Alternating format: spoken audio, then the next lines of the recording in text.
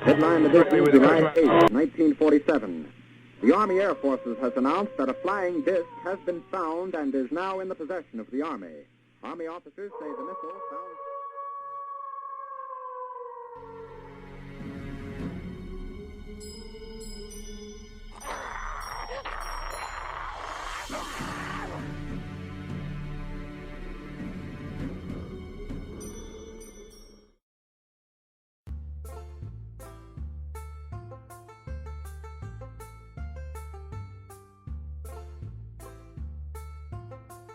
The areas in and around Columbus, Georgia have a rich history.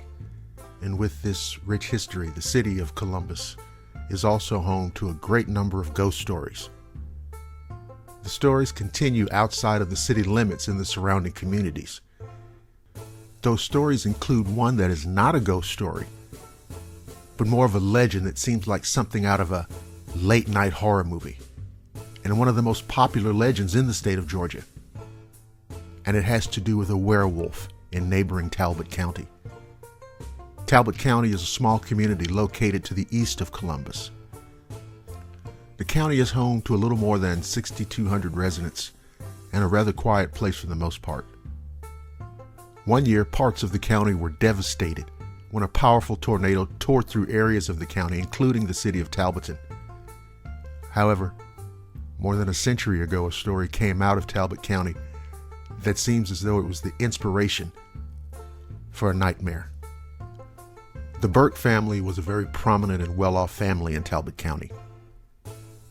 The family had several children and lived in a home in the Pleasant Hill area located near Talbotton. The children included one daughter by the name of Emily Isabella Burt. Emily's father died at the age of 37, and her mother inherited the family's 300-acre estate. Shortly after the death of her father, Emily's mother sent her to boarding school in Paris.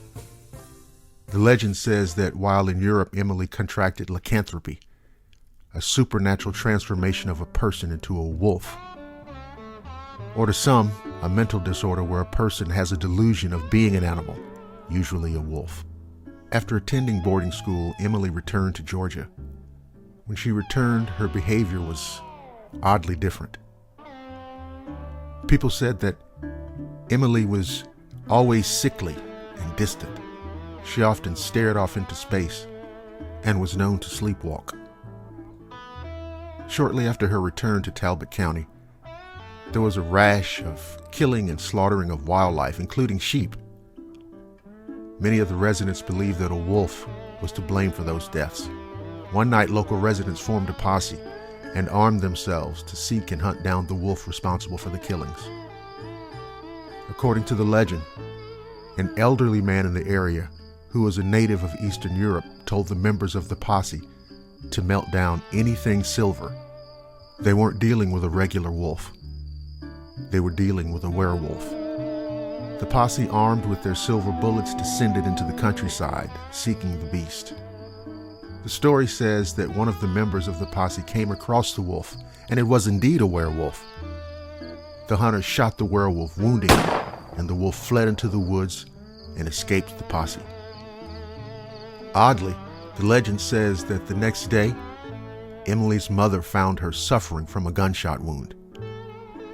A local doctor treated Emily's wound, and shortly after, her mother sent her back to Europe for treatment of lycanthropy by a specialist. The legend says once Emily was shipped off to Europe, the killings of livestock stopped in Talbot County. After an undisclosed amount of time in Europe, Emily is said to have returned to Georgia and was cured of the disorder she suffered from. She lived her life out and became a respected member of the community and inherited the family property, which included land in Talbot, Muskogee, and Meriwether counties.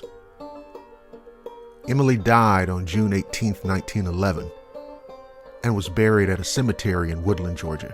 She was 69 years old when she died. So we're left with a mystery.